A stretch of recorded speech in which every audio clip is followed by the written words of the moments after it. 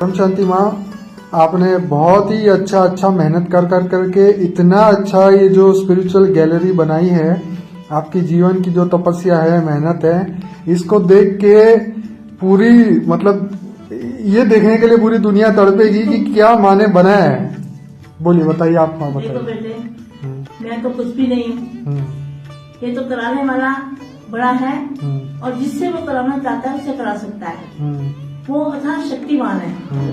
तो उसने मुझे सिलेक्ट किया कि मैंने ये जब ज्ञान समझा और मैंने उसको चित्रों द्वारा दिखाने की कोशिश की है, जो मैंने सोचा समझा ज्ञान को, उसको मैं प्रकाश करने के लिए मैंने ये चित्र बनाए हैं। और मेरी बचपन से तलाश थी कि भगवान कैसा है, कहाँ होगा, कहाँ मिलेगा, वो किस रूप में है।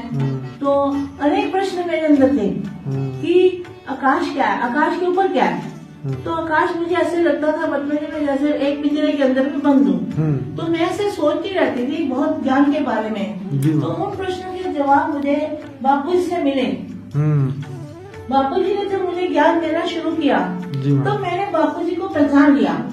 तो मुझे बापूजी ने जन्म से ही ज्ञान की आंख दी हुई थी, ज्ञान का छल मेरे अंदर था, जो बचपन से सत्य ज्ञान को ढूंढ रहा था। कभी भी मेरे मन में जो प्रश्न थे, हर प्रश्न के पर्दे खुलते गए और बापूजी मुझे ज्ञान देते गए।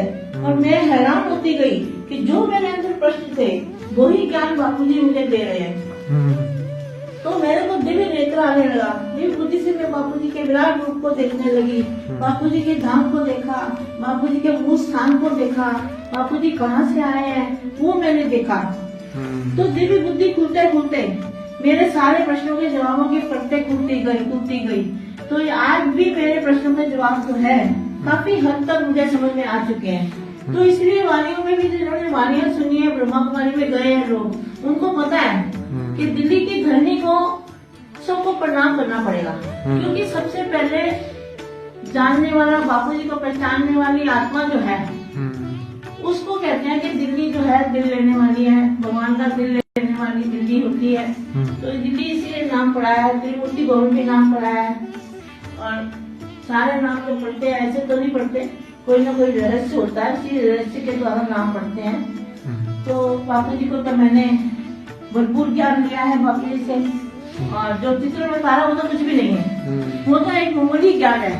जो चित्र में उतारा गया है वो तो छोटा सा थोड़ा सा उसका ज्ञान का एक अंश मात्र है। बाकी ज्ञान तो बापूजी ने इतना दिया है, अथाह ज्ञान दिया है, अनंत ज्ञान दिया है। बापूजी के ज्ञान का जो है वो बापूजी के ज्ञान का कहीं था नहीं पा सकते। बापूजी जो ज्ञान देते हैं, धरती का कागज बनाओ और जितनी भी वनस्पतियां पेड़ है उनकी आप कलम बनाओ, और सागर जितने भी उनकी शाही बनाओ, तो भी तुम बेहद के बापूजी का ज्ञान नहीं समझ सकते, मतलब लिख नहीं सकते। उसको समझ सकते हो, समझने वाली भी मुट्ठी भर आत्मा होगी।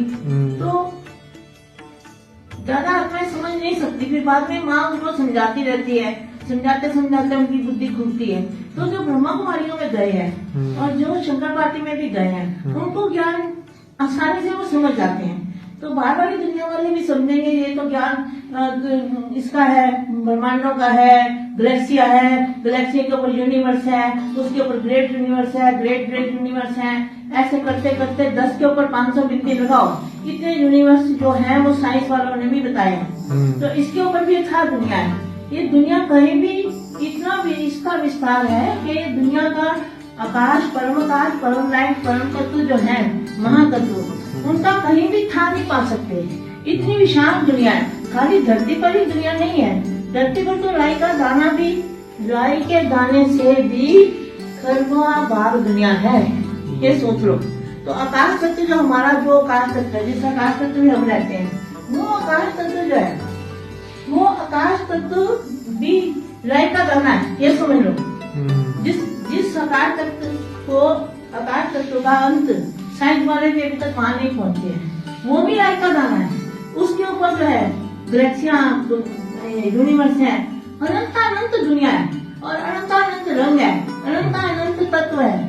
उसका तो बयान में कैसे इसमें कर सकती हो? वो तो सामने आए, कोई ज्ञान समझे और उसका नेत्र खुले और उसकी बुद्धि विशाल हो, तो वो ज्ञान प्राप्त कर सकता है। परम शांति।